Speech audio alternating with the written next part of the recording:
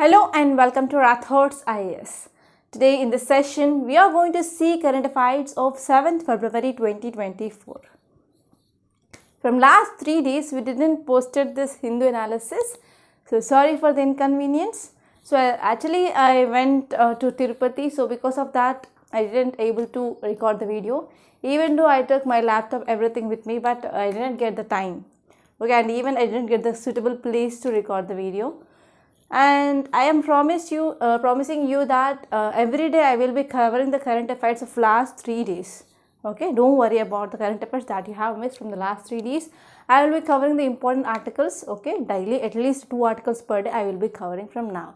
So that you can cover those 3 days current affairs for sure. And even I posted notes of 3rd February, okay, so go to that notes, and that notes is already posted in our Telegram channel. Okay, there you can easily download the notes. And let us see the front page of today's Hindu paper. So there are very important articles in our front page. So first one, it is about 11 killed, 149 injured in massive blast at MP firecracker unit. So what is this article talking about? So it is talking about industrial disaster. Yes or no, it is talking about industrial disaster. So now let us see some dimensions that you have to think. So it is talking about accident in firecracker industry. Okay, it is talking about this firecracker industry. So here you have to see dimensions like what are the reasons.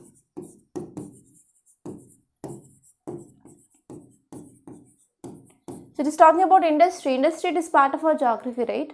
So here you have to see in which parts of our country. In which parts of our country we can see this firecracker industries are present. So one such important area is Sivakasi. Okay, Sivakasi in Tamil Nadu, it is very much famous for this firecracker industry. And every year you can see at least 10 to 15 incidents of fire accidents will happen in this Sivakasi area. And you have to see what are the measures can be taken to reduce this incidents. And from your disaster management, from GS paper 300 disaster management point of view, yes, this is very, very important. Like what are the steps that you can do pre-disaster, during pre-disaster, during disaster time, and what are the steps that you can take in the post-disaster. All these 3 are very, very important from your GS paper 3 under disaster management. And you have to see like what will be the impact. You have to see what will be the impact. So in this article itself, it said that because of this incident, about 100 houses nearby, they had been vacated. So in this way, you can see there will be impact on economy, impact on society point of view, impact on environment and ecology, impact on geography of that area. Okay, so all these things that you have to remember. And one more thing here is, many of you might saying that, ma'am, you are very much consistent. So why you left these 3 days of analysis? Because it is one of the milestone of my children, that is, we have to go for tonsure. So because of this, yes, there is no choice for me. And I have to maintain the balance between my professional life and as well as my family life. Yes, it is also one important milestone in my kids' life. So I have no choice, so I have to go, and I tried a lot, but unfortunately, I can't. You know about how busy this Tirupati will be, right? So I hope my students will be understanding my situation, and from now onwards, there is no holiday for me, and I will be continuing this Hindi analysis as usual. Clear? Yes. Now let us move back to the article and let us see the notes of this. So what are the points that you have to remember from this article point of view? So here context says that at least 11 people they died and 149 they were injured in this blast. So how many people died? So casualties are like 11 people and 149 they were injured in this massive blast. So what are the challenges? So why we are facing this type of incidents? Yes, there are lots of challenges that we can see in this fire industry. So first one is illegal units. So especially industries in Tamil Nadu, they have become much more dispersed. They are having many illegal units. So they do not have proper permission and they do not have the proper prescribed infrastructure. And even work burden is increasing on the workers. So workers are engaged to work for 8 to 12 hours during the festival season. So because of that time also, yes, there will be increasing of stress in these workers. And next one is there is lack of regulation. So these cracker units, they function with little supervision. So there is no proper monitoring, there is no proper raids, okay, inspections. So because of this, yes, there is increased incidence of accidents in this fire industry. And next one here is lack of training. So many people who are employing as workers, so they do not have proper training. So because of lack of training, there will be mishandling of explosives. So they don't know like how to handle the explosives and how to store them. So this is also one important reason. And soon as there is lack of experience. So during festive season, licensed unit sub-lease works to smaller units. They have no experience. So because of this, they are giving sub-lease, okay. So they are taking lease. What is the meaning of sub-lease here is, they are taking lease and they are giving work to another small company. So it is called as sub-lease. For example, to understand the sub-lease concept, I will be giving you one more example.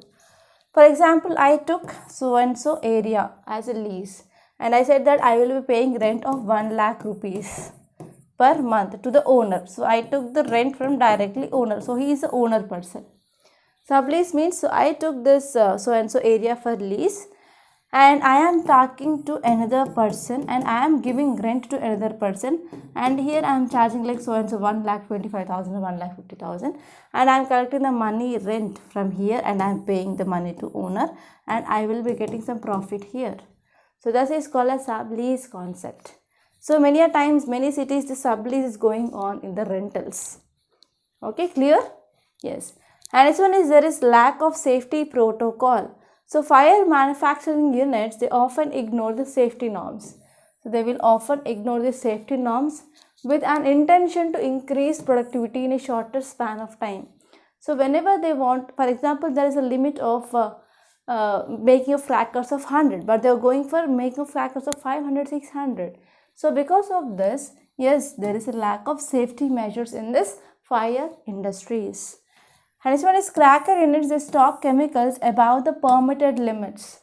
For example, they have to store like 100 kgs, but they are storing like 200 kgs, 300 kgs like that beyond the storage limit. So it is also one important reason for the explosions in this fire cracker units. And manufacturing in the houses. So production of crackers in houses, they cause many blasts. So these are some important things. And apart from this, there is also shortage of manpower.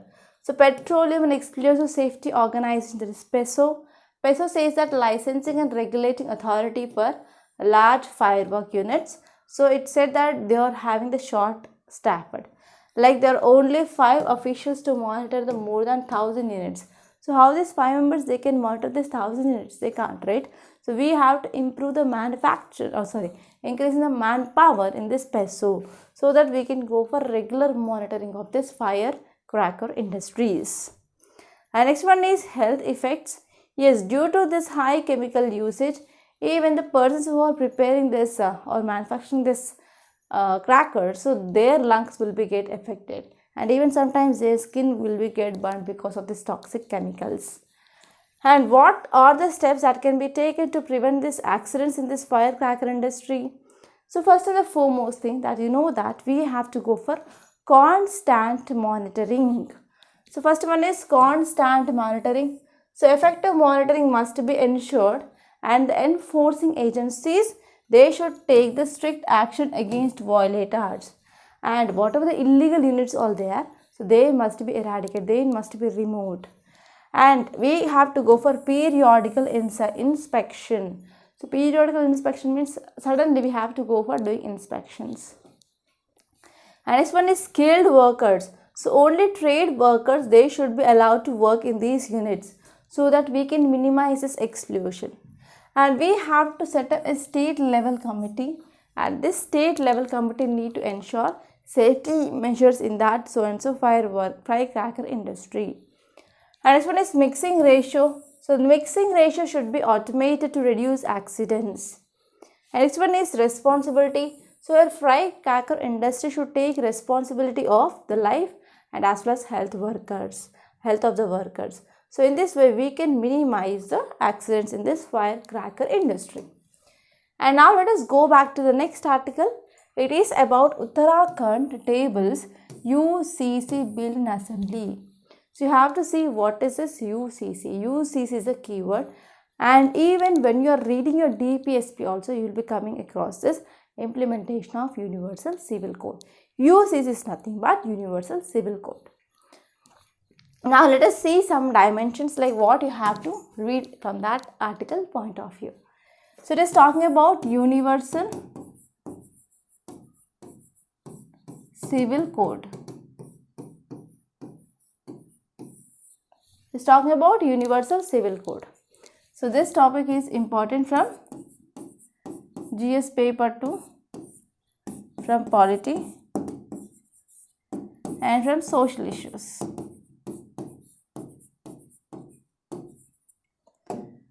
So what are the dimensions that you can think here is, the first one is, what is this Universal Civil Code?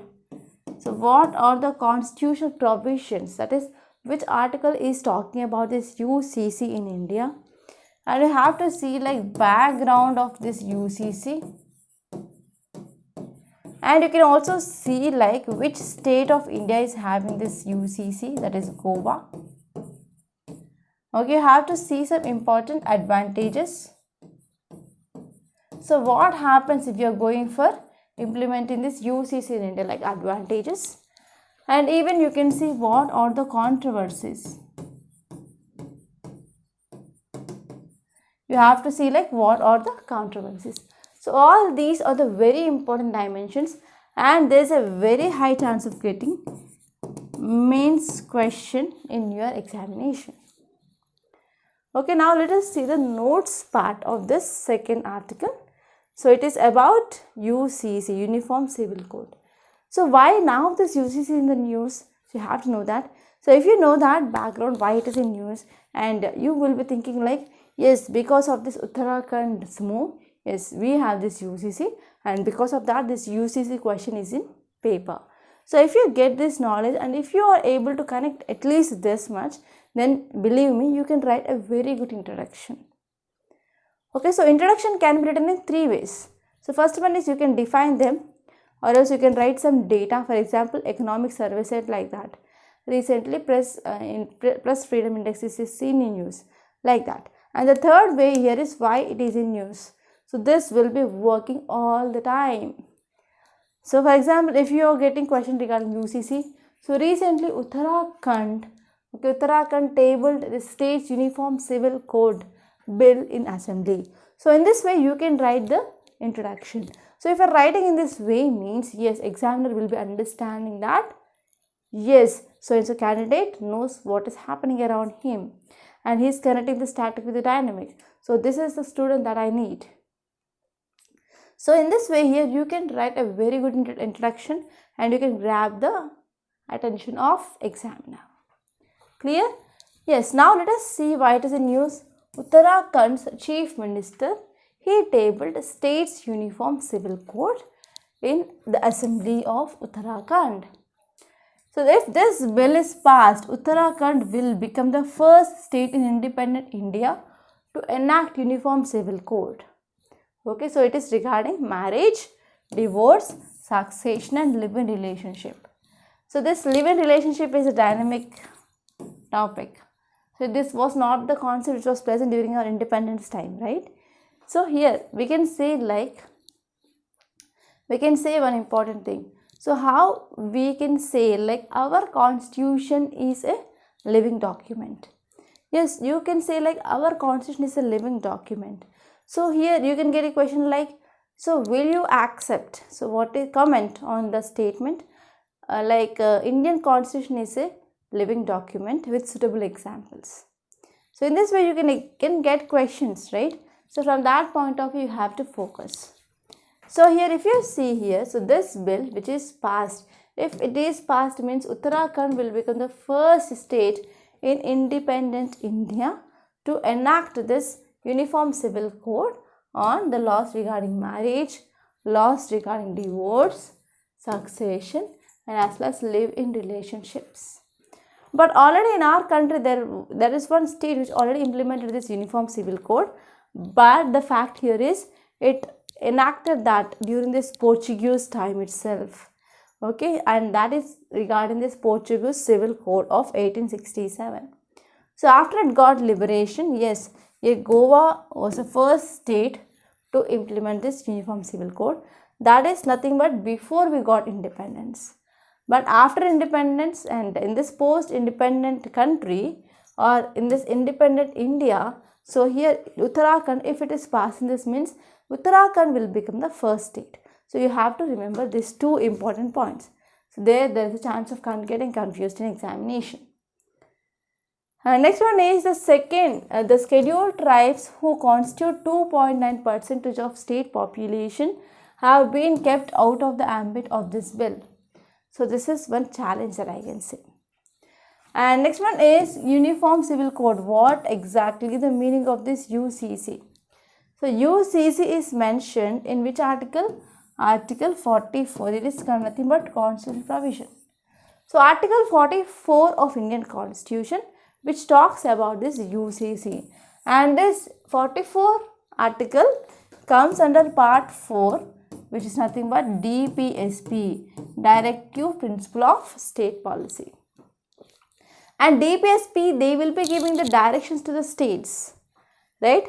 So here this DPSP, which says that states should work to establish uniform civil code for the citizens across India. And even the constitution's framers left it to the government's discretion to implement this UCC. So whether if you want to implement this UCC, you can, or else if you don't want, yes, it is your wish. And the Goa is the only state in India with UCC following this Portuguese Civil Code of 1867. Okay, so these are the very important points. And now let us see what are the advantages of this civil code. Yes, why we have to implement this? For example, like promotion of gender equality. So if you want to promote gender equality, yes, this civil code is very important. And even to harness the potential of young population and enhance this process of national integration. So all these things are very, very important, and it is one of the important advantage of implementation of UCC. And the need for UCC arises from inconsistencies in tax laws. So we are moving from one state to another state, so there is changing of laws, right? And there is also a problem of honor killings by extra constitutional bodies, like we have Kappa Panchayats. It is talking about intercaste marriages and even existence of discriminatory practices. Okay, so for all these things, yes, we need this UCC. So UCC is considered as a very crucial for achieving even reforms in our society. So if you want to achieve the social reforms, so this UCC is very, very important.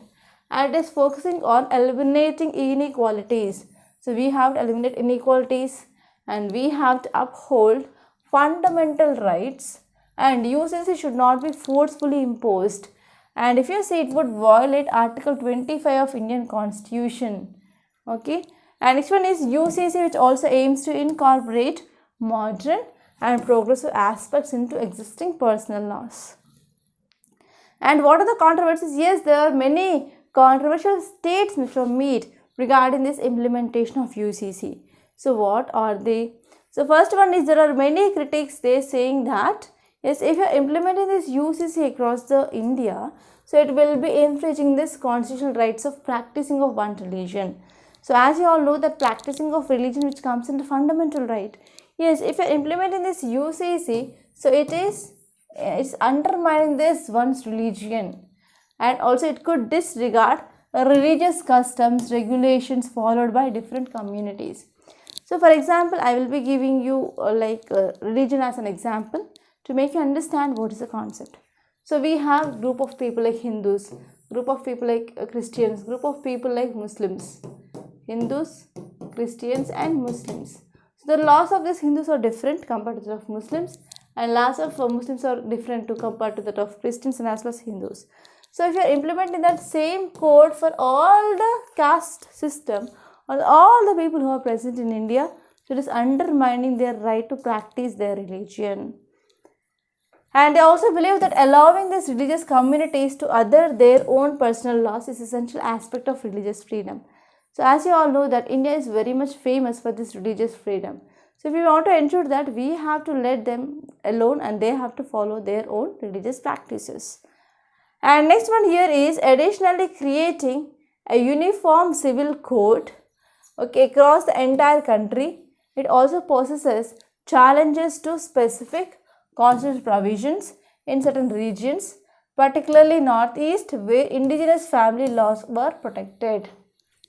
And this one is the framers of Indian constitutions, they never intended complete uniformity. So this is also an important argument which is made. So our constitutional framers, they never intended complete uniformity and the diverse culture and religious practices across the country. And even it make it difficult to achieve this one size fits for all civil code. So if you are coming up with one size and if you are implementing the same thing in all the states, it won't work. So these are the some controversies which are mainly set regarding implementation of UCC. Clear? So if you are getting ideas and if you are getting like how to read and understand the concept, so if you are getting at least 10% or 10 new points after watching this news analysis, please do hit the like button. Don't leave the session without hitting the like button. So it is my one and only request for you students. So it will not taking just more than 2 seconds to hit the like button. So please do hit the like button. And now let us see the next topic and let us go back to the paper. So this is about our front page. There is nothing much important in our front page. And if you move on to the states page, and one more thing here is there are nothing much very important articles today. Okay, so articles are very limited. So don't waste much time on this newspaper. So try to spend that time in preparing for your GS and as well as CSAT. So don't take CSAT light. It is my request. And many students who have the knowledge to crack this mains are failing in prelims because of overseeing this CSAT. So don't do that. Yes, in the states page you can see one article. It is about ED. ED conducts raids over MG Narega's irregularities across Bengal districts. So here there are two keywords. So first one is Enforcement Directorate. Next one is MG Narega. So now let us see some dimensions that you can think from this article point of view.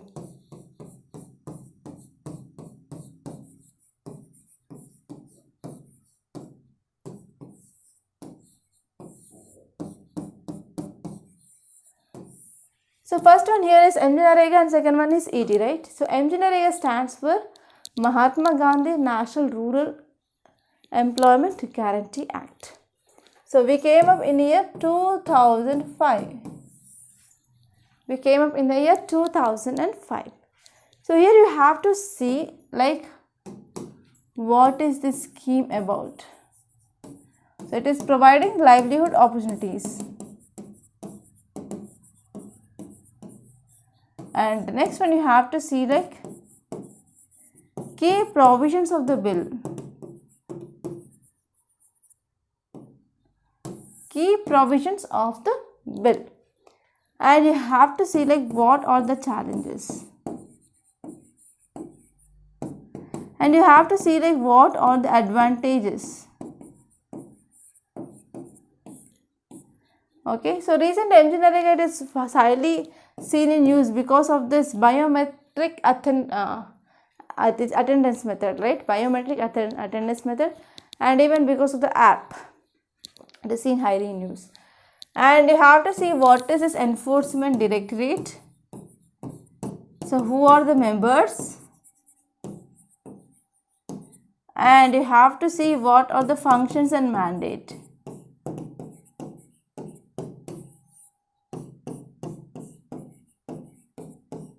So what are its functions and mandates that you have to remember. So these all are the dimensions that you have to see. And number of times we had discussion on this MG Narega and as well as your enforcement directorate. So do revise the topics. Yes, now let us move on to the next page. Page number is 5. Yes, you can see like Kerala is the one of the most financially unhealthy states in the country. Say center. So Kerala is one of the most financially unhealthy states in the country. Say center. So please let me know how many of you are from Kerala. Please let me know your name and your state. And if you are from Kerala, so please let me know what are the reasons behind this financially unhealthy status of Kerala. Okay, so please let me know. Don't forget to give the answer for my question. Yes, now let us see the notes of this topic, and it is very important because it is talking about fiscal federalism. Okay, it is talking about fiscal federalism. So context says that the center has told Supreme Court that Kerala was one of the most financially unhealthy states. So the government said that yes, Kerala is one of the most financially unhealthy state, and debts run by states affect the credit rating of the whole country. So whenever any state which is running its government, okay, whenever it is ruling this so and so state with a deficit, yes, that will be having the impact on the entire country. So that is the thing which mainly said by central government. So if you see details, it says that the center said that the poor financial indicators of Kerala point to a lack of proper management of finances, public finances. So why there is a poor financial indicators? Because what are the finance they have? They had not yet managed well. So there is a mismanagement or lack of proper management that led to bad financial crisis of Kerala state. So if you see here, union government which said that substantial financial resources they were provided to Kerala government from 2020 to 2021 and as well as 2023 to 2024 over and above the amount recommended by 15th Finance Commission. So actually we have Finance Commission, so it will be recommending like how much amount of grants that can be given by center towards states. Okay, so states urged the court to protect the federal system of the governance in which the state has exclusive power to regulate its finance through preparation and management of its budget and borrowings. So if we're talking about evolution of financial commission in India, so we have to see some constitutional provisions. That is Article 280 of Constitution of India. So this Article 280 which provides for Finance Commission, and this Finance Commission it is a quasi-judicial body. So Financial Commission it is a quasi-judicial body and it is constituted by the President of India. So who constitutes this Finance Commission? That is the President of India every 5th year or at a such earlier time as he considers necessary. And the first Finance Commission was constituted by presidential order. So this presidential order was 22nd November 1951. So under which chairmanship, this is also very important. So it was under the chairmanship of Sri K.C. Nyoge on 6th April 1952. And next one is the Constitution of India envisages the Finance Commission as the balancing wheel of fiscal federalism. So yes, Finance Commission is called as balancing wheel of fiscal federalism in the country. And 2012, the role of Financial Commission in the center-state fiscal relations, it was undermined by erstwhile Planning Commission. And later in 2015 on January 1st, we came with a new body called as Niti Aayog. Okay, so now let us see some more important facts here. Like like what is the composition and the significance of Finance Commission in India. So we have chairman and we have 4 other members. All these 1 plus 4, that is 5 members, they will be appointed by the president of our country. And this period is also specified by the president. So chairperson and the members are eligible for even reappointment. It is very important fact. And this one is the constitution authorizes parliament to determine the qualifications of members of the commission and the manner in which they should be selected. And next one is what are the functions of the mandate of this Finance Commission. The first one is it will be focusing on distribution of net proceeds of taxes. It is given the directions like how much amount should be given to the states. And this one is principles governing the grant in aid. Okay, grant in aid to any matter which is referred to the president. And also measures the needed to augment the consolidated fund of states to supplement the resources of panchayats and as well as municipalities on the basis of recommendations which is made by the Finance Commission. So all these are the important mandate of this Finance Commission.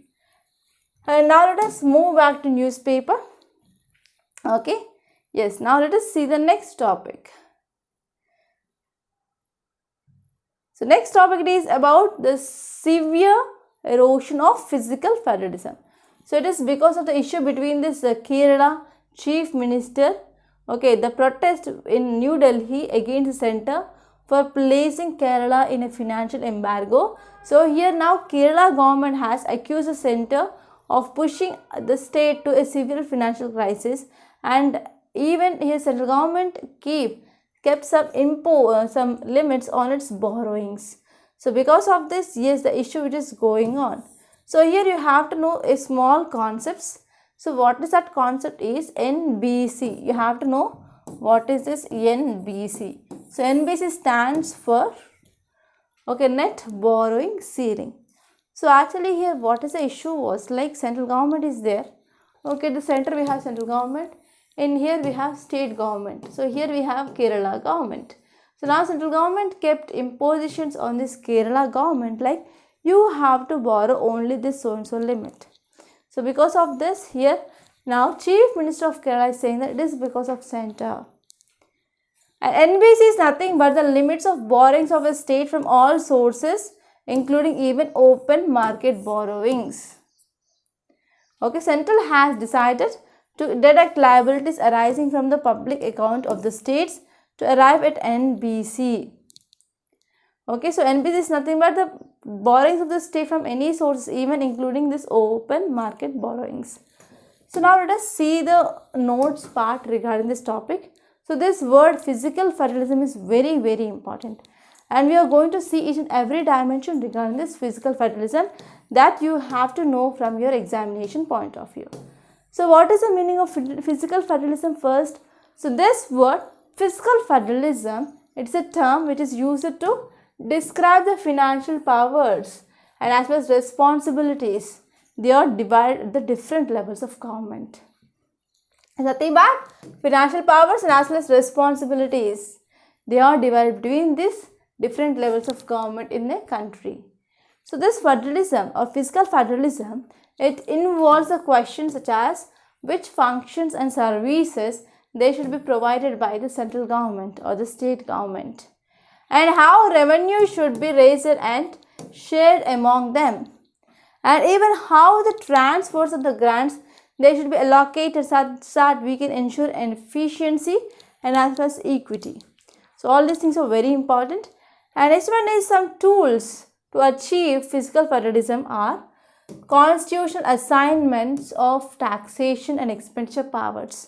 So here the Constitution of India defines about the powers and as well as functions of taxation and as well as how they can do the expenditure.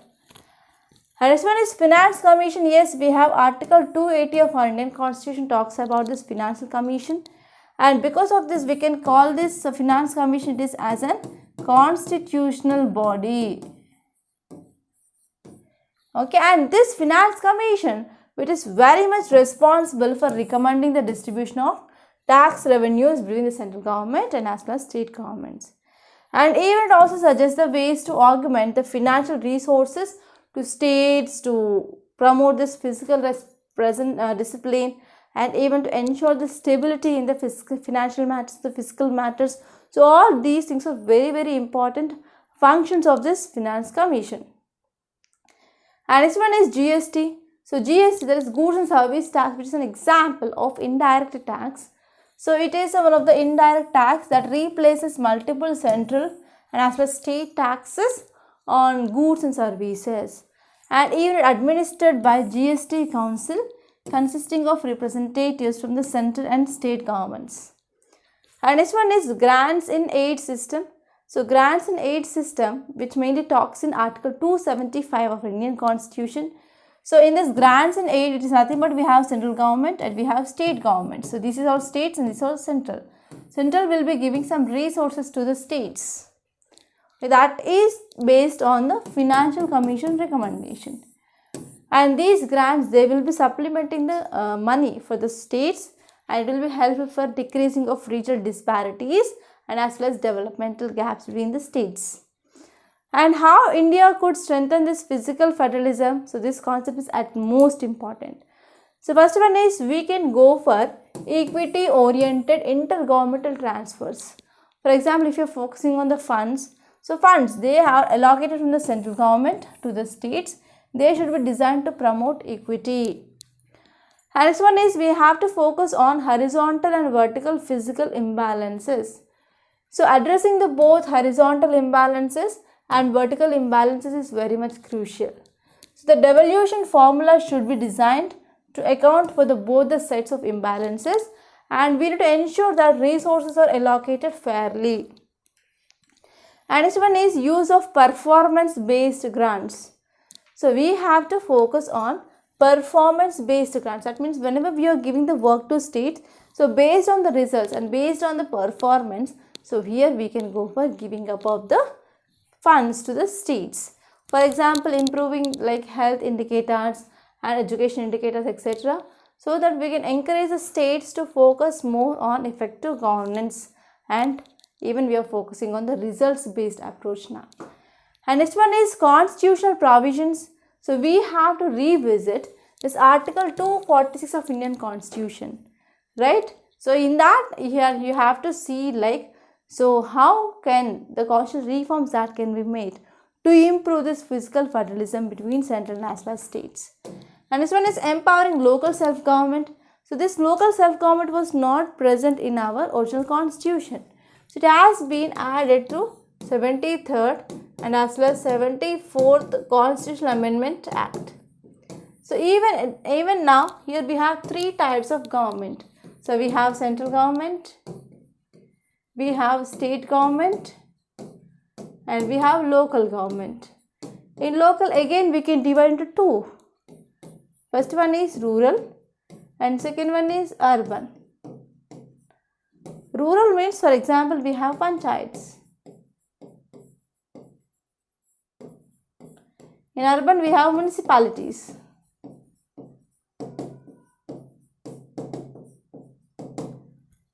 Okay, so here we have to focus on even empowering of this local governments. Okay, we have to empower this local governments. Like for example, we have to provide adequate resources. We have to provide the functions and autonomy so that they will be creating the more clear framework for the responsibilities and as well as finances, and they can ensure that local bodies have the power to make decisions that affect their communities. So all these things are very, very important regarding this local self-government.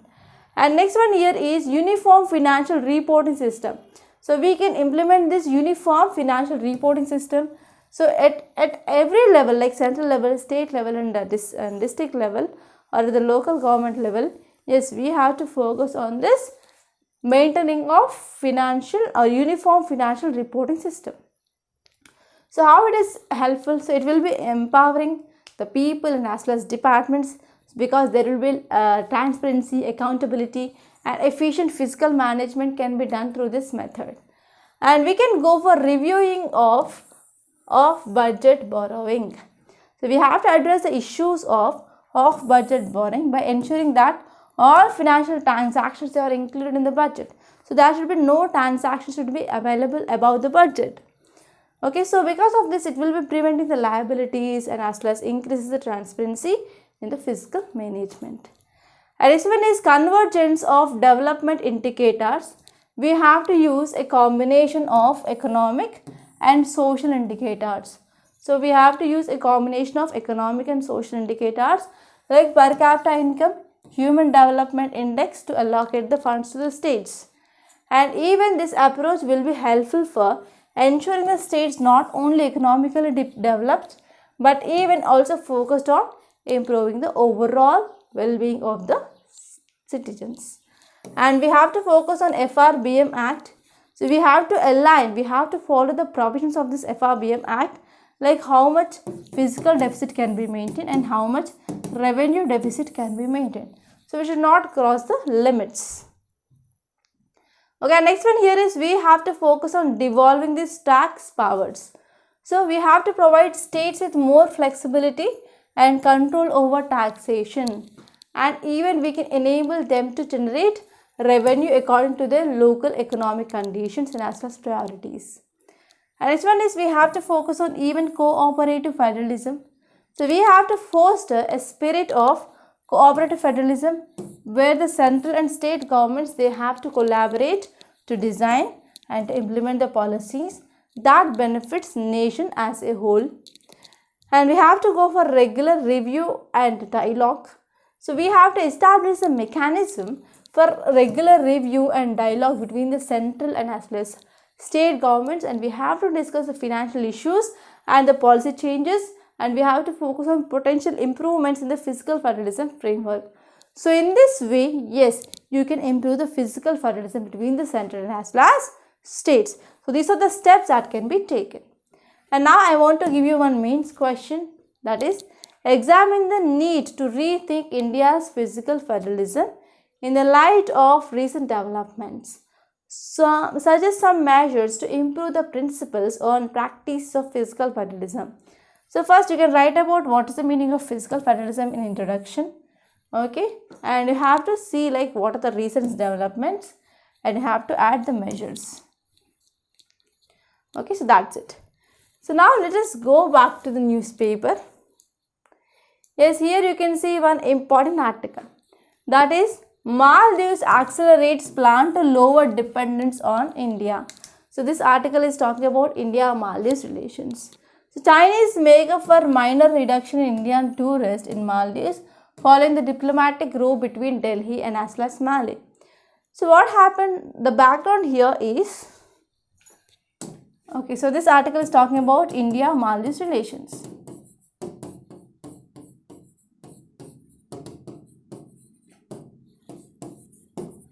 It is talking about India-Maldives relations.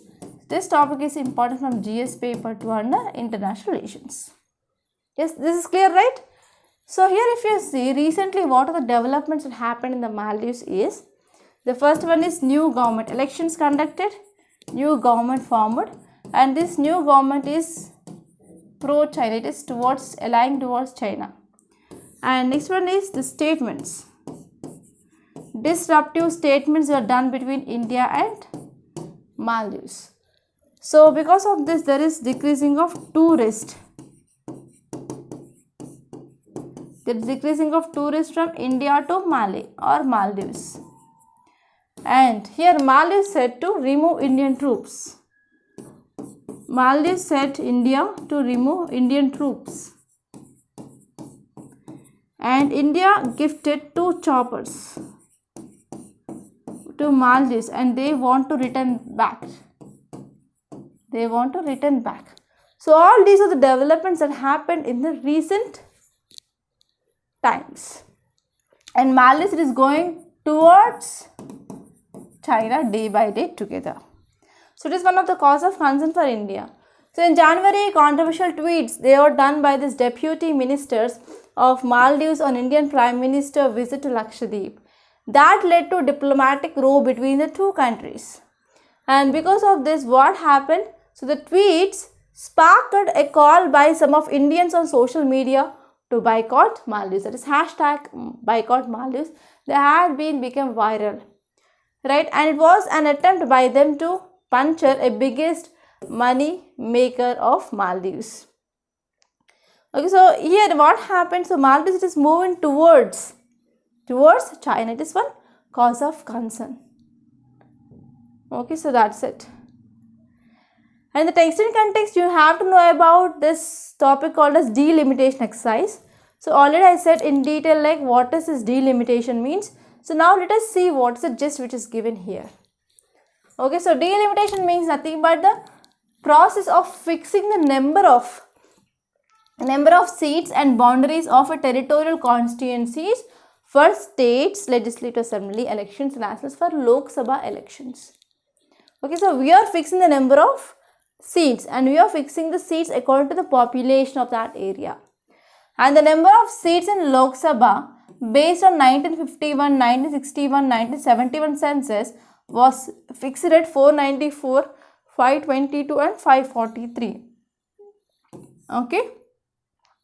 So, but we have to come with the census of 2021 and based on that we have to go for the fixing of seats now. So, here you have to know that one concept called as population explosion. So, from last 5 decades, that is from last 50 years onwards, so there is a stage of population explosion that happened. Especially population growth is uneven with some states like UP, Bihar, Madhya Pradesh and Rajasthan. They are having a greater increase than the states like Kerala, Tamil Nadu, Karnataka and AP. Okay, so because of this, yes, we have to come with the census and based on that, we have to go for delimitation. Okay, so that's it. And you can move on to the news page. In this news page, I found nothing much important today's news paper.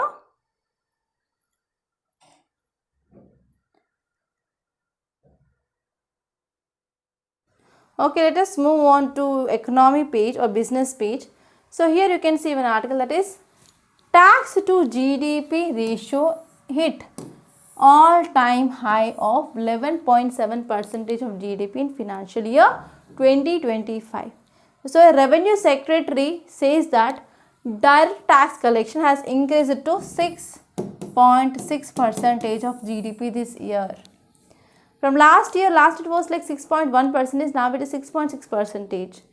So he says that there are frequent changes in the tax rates don't help that the direct tax rates have been reduced. So growth in personal income collection stand at 28% but may moderate soon.